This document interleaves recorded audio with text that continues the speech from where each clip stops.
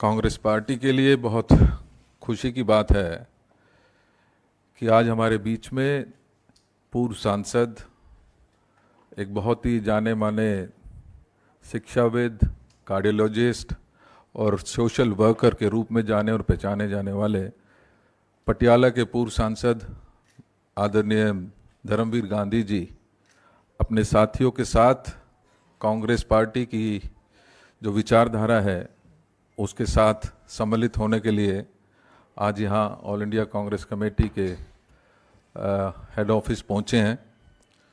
मैं भाई राजा वड़िंग जी, आदरणीय सीएलपी लीडर बाजवा जी, भाई पवन जी की तरफ से कांग्रेस पार्टी में विधिवत रूप से आदरणीय धर्मवीर गांधी जी का स्वागत करता हूं। सबसे पहले तो मैं बहुत बहुत आभारी हूं कि गांधी जी ने आज फैसला किया है कि पार्टी से जुड़ने का, बल्कि पूरी पार्टी को कांग्रेस पार्टी में मर्ज करने का। मैं इस बात के लिए उनको बधाई देता हूं और धन्यवाद देना चाहता हूं। और ये एक बहुत बड़ा फैसला है। जिस प्रकार की देश के अंदर राजनीति चल रही है, रोजाना जिस प्रकार का लालच और जिस प्रकार के तौर तरीके अपनाए जा रहे हैं देश के अंदर, तमाम लोगों, कोई एक्स एमपी है, चाहे कोई एक्स एमएलए है, चाहे कोई चेयरमैन है, और जिस प्रकार की राजनीति का दबाव है आज देश में कि ताकतवर लोग और सरकारें जिस प्रकार से लोगों को डरा धमका कर और किस किस तरीके, नए नए तरीके अपनाकर अपनी तरफ लेके जा रही है, आपने देखा ही है। रोजाना कभी ईडी, कभी सीबीआई, कभी लोकल एजेंसीज। लेकिन उस दौर के अंदर, ठीक कहा पवन जी ने, जिनका नाम गांधी हो, मैं उनके बारे में ज्यादा कुछ नहीं कहना चाहता। उस दौर में किसी ऐसे व्यक्ति ने जो एक्स एमपी हैं और जो जिनका डॉक्टरी पेशा है, उन्होंने ये फैसला लिया है कि मैं कांग्रेस पार्टी का झंडा उठाकर लोगों के बीच कांग्रेस पार्टी का प्रचार करेंगे। तो मैं समझता हूं इससे खुशी की बात हमें हो नहीं सकती। मैं दिल की गहराइयों से पूरी प्रदेश कांग्रेस कमेटी की तरफ से मैं उनको बधाई देता हूं और धन्यवाद देना चाहता हूं। Thank you. बहुत ही सत्कारयोग खेड़ा जी, हमारे पार्टी के स्टेट इंचार्ज देवेंद्र यादव जी, प्रदेश कांग्रेस प्रधान छोटे भाई राजा वड़िंग जी, विशेष तौर पर इधर, जैसे पुरानी एक बात कही जाती है कि आप घर आए हमारे खुदा की रहमत, कभी हम आपको कभी घर को देखते हैं। सो गांधी साहब का आना बहुत बड़ा वेलकम है। और सबसे बड़ी बात है कि पंजाब में ही नहीं, सारे हिंदुस्तान में बहुत सारी ऐसी फोर्सेस जो कांग्रेस से दूर हो चुकी थी, कॉन्स्टिट्यूशन बचाने के लिए, डेमोक्रेसी को बचाने के लिए इकट्ठी हो रही। गांधी जी का आना बहुत शुभ संकेत है हमारी जमात के लिए और सारे देश की डेमोक्रेटिक फोर्सेस के लिए। इधर अकेले गांधी साहब ही नहीं, इनके साथ मेरे छोटे भाई सर यशपाल सिंह जौड़ा माजरा जी राइट पर बैठे हुए हैं। ये बहुत अहम किसान लीडर हैं पंजाब के। किसान मोर्चे में एक अहम भूमिका निभाई इन्होंने। इनके साथ एडवोकेट हरमीत कौर बराड़ जी हैं, नरेंद्र संधू साहब हैं, प्रोफेसर साहब, सुमित पुल्लर साहब हैं, अमर टोलेवाल साहब हैं, और भी बहुत सारे साथी आज आए हैं। और आते दिनों में पंजाब के बहुत बेहतरीन इंटेलेक्चुअल्स जो हैं, सोशल रिफॉर्मर्स जो हैं, जिनकी बहुत एक अपनी छवि है पंजाब में, वो आहिस्ता आहिस्ता सीरीज में, क्योंकि ये जो एक भारत जोड़ो का, मैं ये थोड़ी सी बैकग्राउंड बताना चाहता हूं, अचानक ये नहीं आए। ये तो ऐसे आइडियोलॉग हैं जिनको राजी करना ओवरनाइट नहीं होने वाले थे। बहुत देर से हमारे से इनकी राय अलग हो चुकी थी, मगर जब राहुल गांधी जी ने भारत जोड़ो का कन्याकुमारी से कश्मीर की शुरुआत की है, बहुत सारे वो लोग जो समझते थे कि डेमोक्रेसी को बचाने की जरूरत है, तब 2 दिन लगातार कन्याकुमारी से जब उनकी यात्रा शुरू हुई बाय फुट, 2 दिन गांधी साहब उस यात्रा में रहे। बहुत लंबा अरसा इनकी चर्चा हमारे बहुत सारे साथियों से हो रही थी। सारे पंजाब में ये बात थी कि अगर अच्छे लोग, सोसाइटी के पढ़े लिखे लोग, और ये पेशे से निरे डॉक्टर नहीं है, एक दफा मैं इनके वहां खुद घर गया हूं, 350 से 400 मरीज का इलाज फ्री, दवाइयां फ्री, हर चीज फ्री करने वाले ऐसे जो लोग हैं, जिनके मन में ये बात है कि ईमानदारी से इस देश को मजबूत रखना है, तो हमारे साथ आए, इनके साथी आए हैं। मैं इनको वेलकम करता हूं। बहुत बड़ी ताकत हमारी सारी इस मूवमेंट को मिलेगी। कल भी आपने देखा जैसे सारा इंडिया ब्लॉक इकट्ठा हुआ है, तो इनके आने से एक बहुत बड़ी ताकत हमें मिल रही है। हम इनको वेलकम करते हैं। अब मैं धर्मवीर गांधी साहब से आग्रह करूंगा कि वो अपने विचार आपके सामने रखें, वो अपने कारण बताएं और जो उनके ख्याल हैं आज के दौर को लेकर, उनसे आपको अवगत कराएं। पत्रकार साथियों और मंच पे विराजमान हमारे बहुत ही माननीय पवन खेड़ा जी, पंजाब स्टेट कांग्रेस के प्रधान राजा बडिंग जी, और पंजाब CLP के लीडर प्रताप सिंह बाजवा साहब, और बहुत से और महानुभाव जो मेरे साथ पंजाब से आए हैं, जिनमें एडवोकेट्स हैं, प्रोफेसर्स हैं, रिटायर्ड प्रोफेसर्स हैं, इंटेलेक्चुअल्स हैं, और मैं सबसे पहले बाजवा साहब और पंजाब के प्रभारी श्री देवेंद्र यादव जी, उन सब का धन्यवाद करता हूं कि उन्होंने आज हमें इस परिसर में आकर एक महान पार्टी को, एक ऐसी पार्टी जिसने देश के स्वतंत्रता संग्राम में बहुत भारी योगदान दिया और बाद में नए भारत के निर्माण में पंडित नेहरू जी की जो एक वैज्ञानिक विचारधारा थी, साइंटिफिक टेम्पर था, जो उन्होंने जो हर क्षेत्र में जो हिंदुस्तान को अपने पांव पे खड़ा किया, डेमोक्रेटिक इंस्टीट्यूशंस को बनाया, उनको मजबूत किया, आर्थिक प्रगति की और देश में एक नई ऊर्जा आज़ादी के बाद पैदा की। तो इस परिसर में आकर हम लोग बहुत संतुष्ट हैं, बहुत खुश हैं।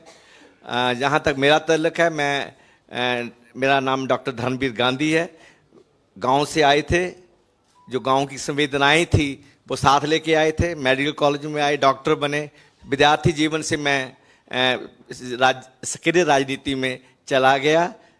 मैं वामपंथी विचारधारा से प्रभावित हुआ और यहाँ तक कि एमरजेंसी जब मेरा फाइनल ईयर था तो उस वक्त मुझे जेल भी जाना पड़ा।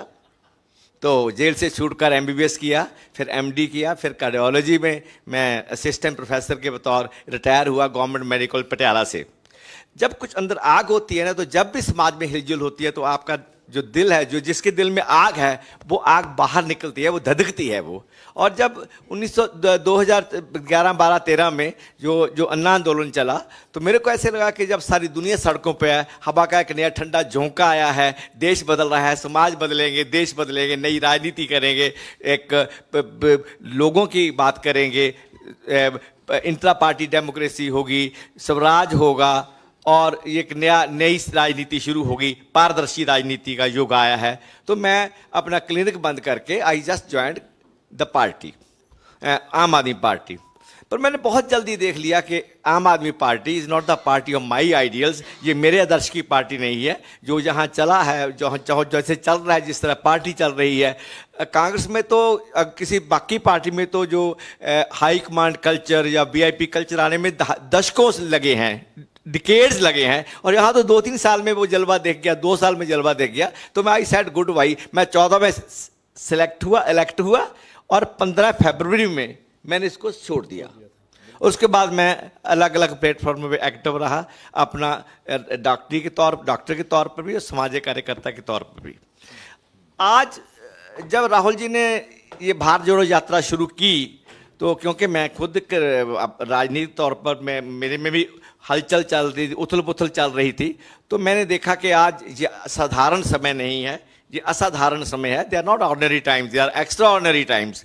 और इस समय जिस आदमी के दिल में जमहूरियत धधकती है, सेकुलरिज्म है, संविधान के प्रति आदर है, इंडियन कॉन्स्टिट्यूशन की इथोस हैं, उसके लिए उसके मन में एक उसके साथ रहना चाहता है। और जो संस्थाएं हैं, लोकतांत्रिक संस्थाएं हैं, उनकी जो आज़ादी है उसको बरकरार रख देखना चाहता है, और देश में सामाजिक न्याय की बात वो देखना चाहता है।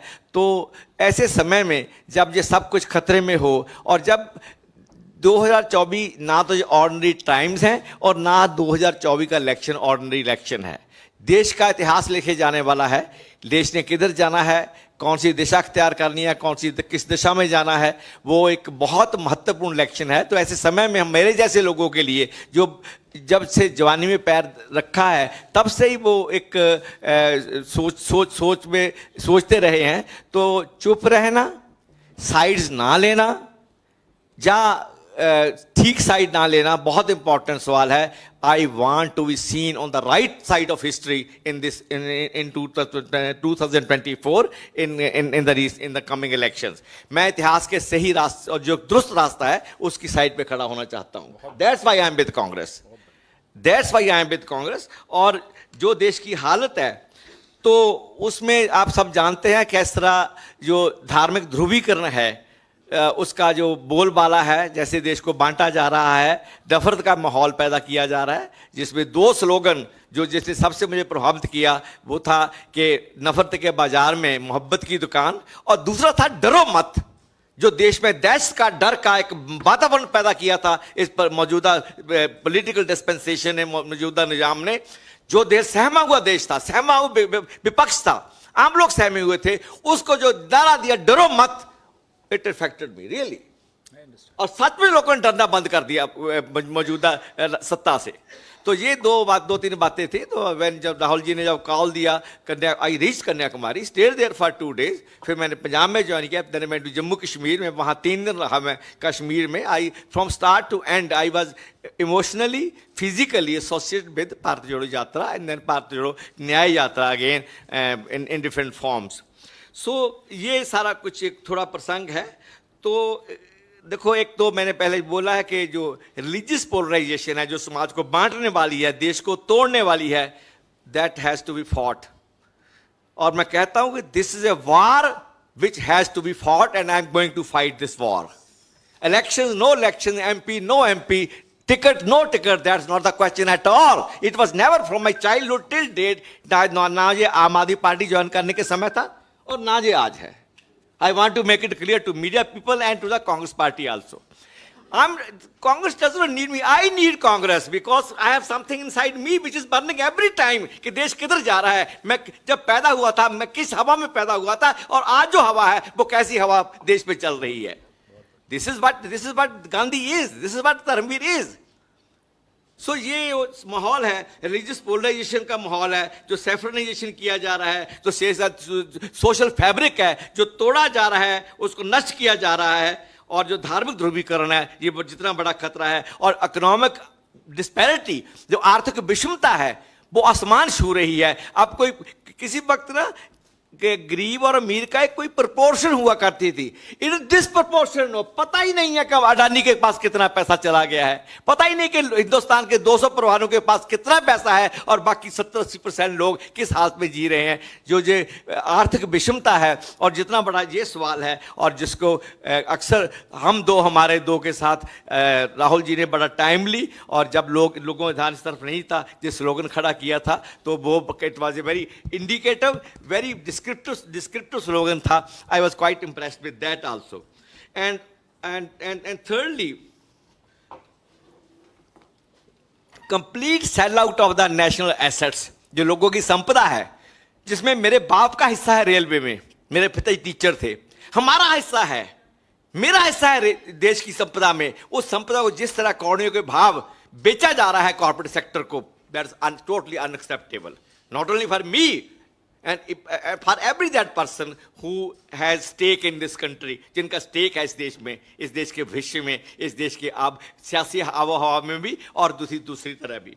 तो और ये पॉलिटिकल जो सेल आउट है और वो एक मेरे लिए बड़ा बड़ा मुद्दा है। और राजनीतिक तानाशाही, जो एक तानाशाही की जो देश में पैदा कर दिया है, जिसको राहुल जी ने डरो मत से उसको चैलेंज किया है, उसको डायरेक्शन दिया है, और जो देश का जो नैरेटिव है, पॉलिटिकल नैरेटिव है, भारत जोड़ो यात्रा के दौरान जो बदला है, और भारत जोड़ो न्याय यात्रा से उसको और एक पहले वो एक नैरेटिव बना, फिर उसको उसकी इकोनॉमिक जो एजेंडा है, जो इंसाफ की बात आई उसमें, तो ये सभी दोनों मिलकर भारत जोड़ो यात्रा पार्ट 1 एंड पार्ट 2 दोनों का एक ऐतिहासिक एक योगदान है देश के जो आज की मौजूदा हालत है उसके बदलने में। और इंडिया अलायंस को जो आवाज़ मिली है, जो आवाज़ दी गई है, और जो साहस किया है विपक्ष ने, अलग अलग विपक्ष ने अनेकों बातों के बावजूद, उसमें बहुत बड़ा योगदान जो राहुल गांधी जी ने खड़े होकर चट्टान की तरह खड़े होकर जो मुकाबला किया है,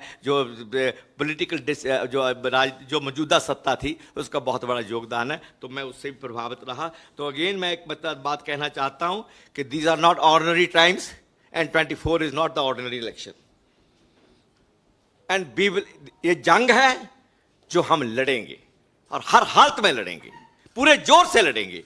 और उसके बाद जो अंत में जो मैं आपसे कहना चाहता हूं कि जो संस्थाएं हैं जिनके ऊपर जो आधार है हमारी डेमोक्रेसी का, चाहे वो ईडी हो, चाहे वो सीबीआई हो, चाहे वो कैग हो, चाहे वो जुडिशरी हो, चाहे वो मीडिया हो, जिस तरह उनका हनन हुआ है, उनकी जो प्रभुसत्ता है उस पर हमला हुआ है, उनको पॉकेट ऑर्गेनाइजेशन बना के भारतीय जनता पार्टी चल रही है, this is not again acceptable in any democracy, not at all. हम लोगों ने अब खुली हवा में सांस पैदा हुआ मैं 1951 में, और मैं खुली हवा में मरना चाहूंगा। That's why I am here with Congress. It's my science says, I am a man of science, मैं डॉक्टर हूं, मेरे my science says, my logic says, my sense of argument, sense of reasoning says कि जो चल रहा है वो गलत है, and that's why I am here with Congress. Welcome, बहुत बढ़िया। So I hope you understand my spirit. I'm not here for any ticket or for any seat. Nothing I did. I'm full of life with my professional life. मैं आप मेरे पास आएंगे पटियाला में, देखेंगे कि line लगी होती है लोगों की, और आज से नहीं, पिछले 50 साल से लगी हुई लाइन लोगों की।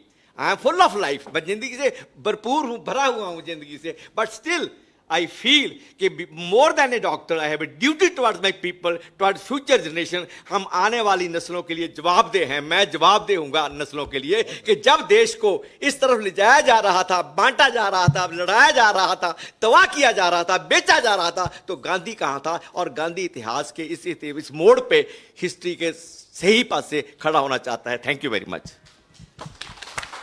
आपके शब्दों ने हमारे को बहुत प्रेरणा दी, और इस जज्बे का स्वागत है। इस जज्बे की जगह कांग्रेस पार्टी में हमेशा है, थी और रहेगी। बहुत बहुत धन्यवाद। अब आपके सवाल।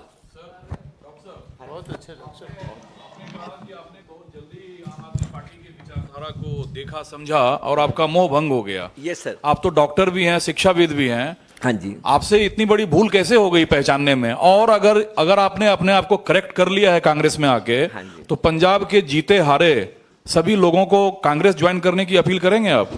देखो, मैं तो कहूँगा जो भी राइट्स थिंकिंग पर्सन है, जिसके दिल में डेमोक्रेसी है, सेकुलरिज्म है, प्लूरलिज्म है, जो संविधान है, जो सोशल जस्टिस है, सबको कांग्रेस ज्वाइन करनी चाहिए। Because this is the only party which along with the regional party with all their limitations has the potential to out this government, to defeat this government. मैं तो कहूँगा सबसे नंबर 1।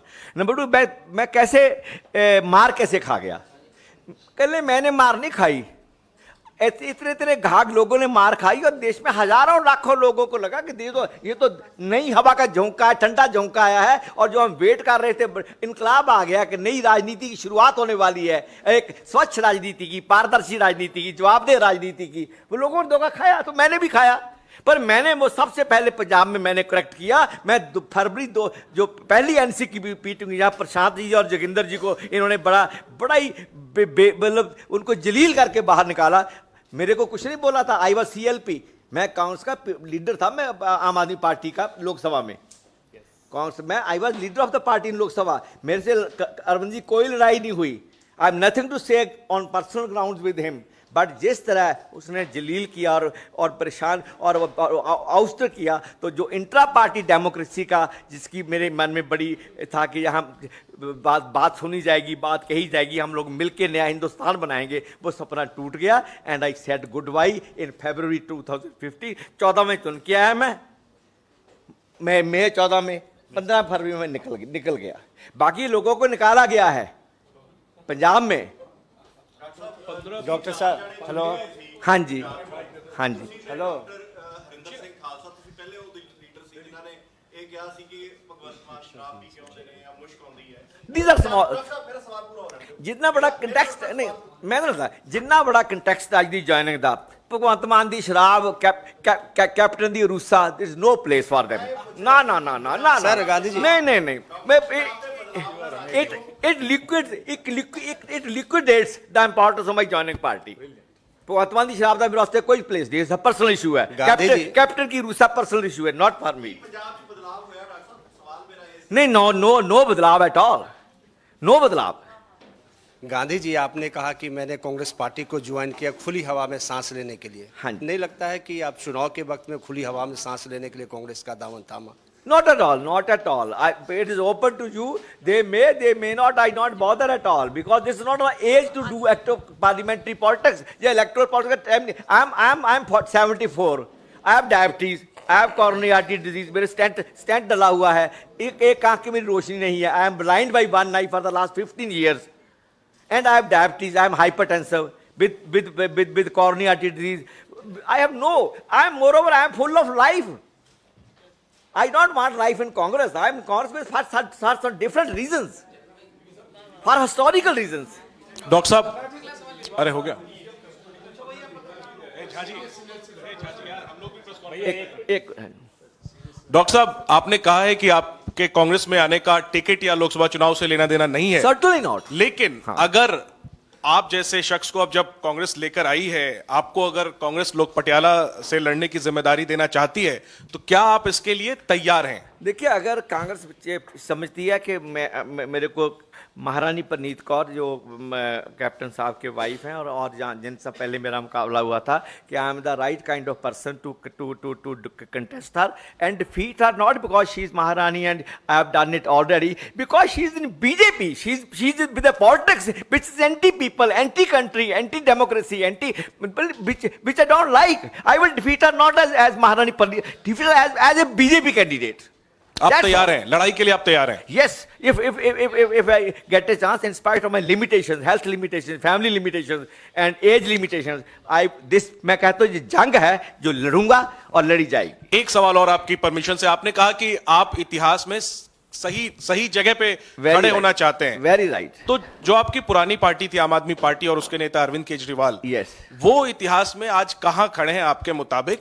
क्योंकि दिल्ली में उस पार्टी से आपकी पार्टी का गठबंधन है और पंजाब में आप लोग आमने सामने लड़ रहे हैं। आज अरविंद केजरीवाल जुडिशियल कस्टडी यानी जेल में चले गए हैं, लेकिन अभी भी वो मुख्यमंत्री की कुर्सी पर बने हुए हैं। क्या आपको लगता है कि उन्हें मुख्यमंत्री की कुर्सी से इस्तीफा देना चाहिए? देखो, आम आदमी पार्टी और केजरीवाल की इंटेंशन पे इंडिया अलायंस में आने के उनके मकसद, उनकी जो आइडिया है, उस पे अनेकों आशंकाएं होने के बावजूद हिस्ट्री में ऐसे मुकाम आते हैं जहां आपको बड़ी बातें छोड़नी पड़ती है, भूलनी पड़ती हैं, पीछे ढकेलनी पड़ती है। समय आने पर वो सब कुछ देखा जाएगा। मेरा सवाल आपसे है, पंजाब की सियासत में और खास तौर पर हाँ जी। अगर हम देखें तो पटियाला की सियासत में बहुत कुछ हुआ।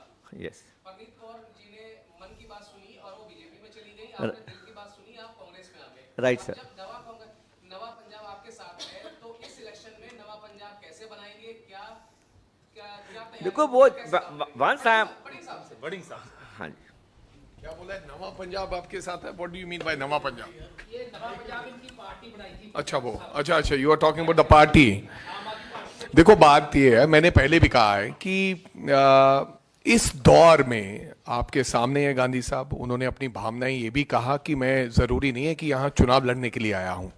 कोई व्यक्ति इस जमाने में और ज्वाइनिंग करने के समय, आज आपने देखा होगा कि रात को कुछ लोग ज्वाइनिंग करते हैं और सुबह बीजेपी की टिकट ले लेते हैं।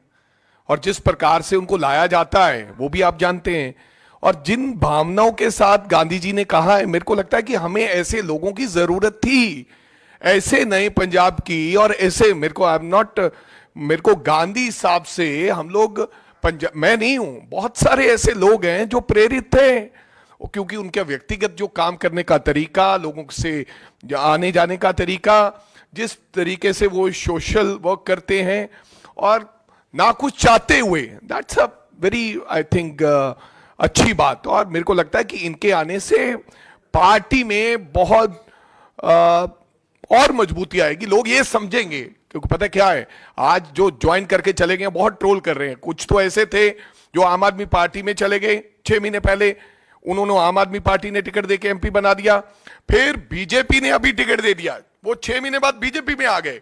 आज पंजाब के अंदर लोग अच्छे लोगों को ढूंढ रहे हैं।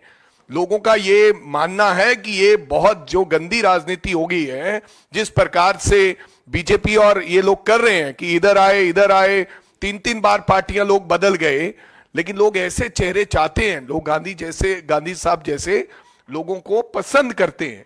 और बहुत अच्छी बात उन्होंने कही कि I am not here for the ticket, मैं सेवा करने के लिए आया हूं, मैं भावना से आया हूं, डरो मत का नारा सुन के आया हूं, मोहब्बत की वो नफरत की दुकान में मोहब्बत की दुकान खोलने का नारा के वो आया हूं। So thank you. Pawan sir, सवाल मेरा आपसे है। लगातार इलेक्टोरल बॉन्ड को लेकर आप लोग बोलते आए हैं कि इलेक्टोरल बॉन्ड जो है वो बीजेपी की लाई हुई एक स्कीम है। तमिलनाडु के एक चैनल में प्रधानमंत्री ने इंटरव्यू दिया, उन्होंने उसमें कहा कि इलेक्टोरल बॉन्ड के जरिए ही ये चल पाया है पता कि इनकम ऑफ सोर्स यानी कि किसको कितना पैसा मिल रहा है और कहाँ कहाँ पैसा जा रहा है।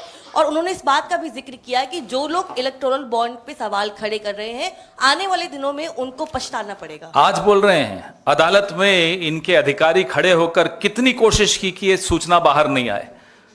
अगर इतना ही पारदर्शिता के हिमायती हैं, इतनी बड़ी वकालत कर रहे हैं आज पारदर्शिता की, तो क्यों सुप्रीम कोर्ट की वजह से इसको बाहर आना पड़ा? खुद ही बाहर कर देते। इलेक्टोरल बॉन्ड्स गैर पारदर्शी हों, यह किसने निर्णय लिया था? इन्हीं की सरकार ने लिया था। अब जब पोल खुल रही है, शेल कंपनीज की पोल खुल रही है, किस कंपनी के यहां ईडी भेजी और फिर हफ्ता वसूली की, यह लिस्ट सामने आ रही है। अब चले हैं सफाइयां देने। प्रधानमंत्री की किसी भी बात पर अब देश का एक भी बच्चा भी अब यकीन नहीं करता। यह अफसोस की बात है, उन्हें खुद इस बात पे अफसोस होना चाहिए कि 10 साल में उन्होंने अपनी छवि के साथ क्या कर दिया कि आज देश का बच्चा बच्चा बोलता है कि प्रधानमंत्री जो बोल रहे हैं वो झूठ है। इससे क्लियर कट ये दिख रहा है कि इस पे कोई ना कोई गंभीर धारा का केस बनता है। तो कोई केस क्यों नहीं पार्टी कर रही है, या सुप्रीम कोर्ट का आप लोग सजेस्ट क्यों नहीं कर रहे हैं? आपको पता चलेगा कि पार्टी क्या क्या कर रही है। वक्त आने दीजिए। There is a right time for everything, wait for the right time. Pawan sir, मैं आकाश श्रीवास्तव, मेरा सर दो छोटा सा सवाल है। एक तो प्रधानमंत्री ने कल मेरठ की रैली में कहा कि कांग्रेस ने श्रीलंका को एक टापू दे दिया।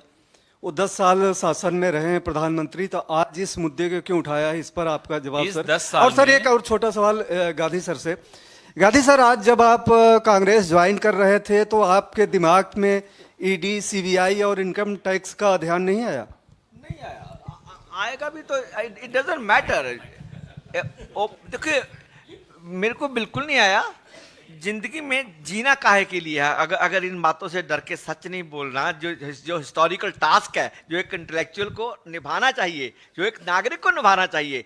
मेरे को पिछले 70 साल में नागरिक से वोटर बना दिया गया है। I am a citizen, I have the spirit to have the right kind of things for me and for my children. तो वो भावना अगर आएगी ना तो क्या कर लेंगे? पकड़ लेंगे, केस देशद्रोह का मुकदमा चला लेंगे। मैं 75 साल का हूं, तो 5-7 साल जिंदगी है, लग जाएगी। How does it matter?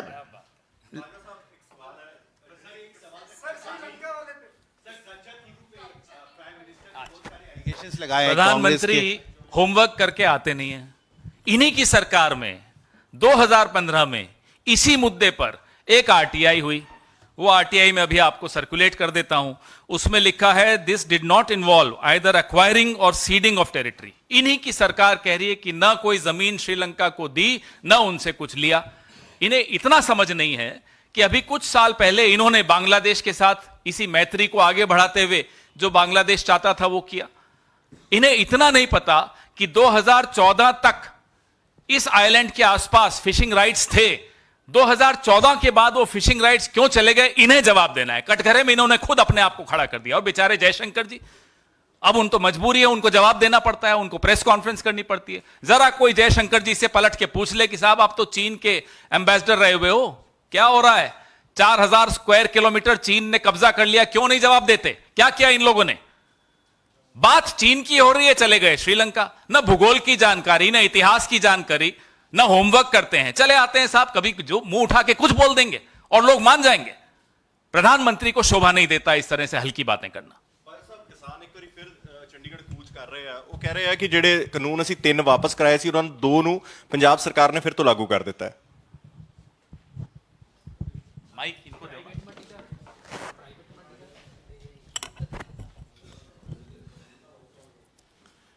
देखो ਤੁਹਾਨੂੰ ਪਤਾ ਹੈ ਇਹ ਪੰਜਾਬੀ ਕਿ ਹਿੰਦੀ?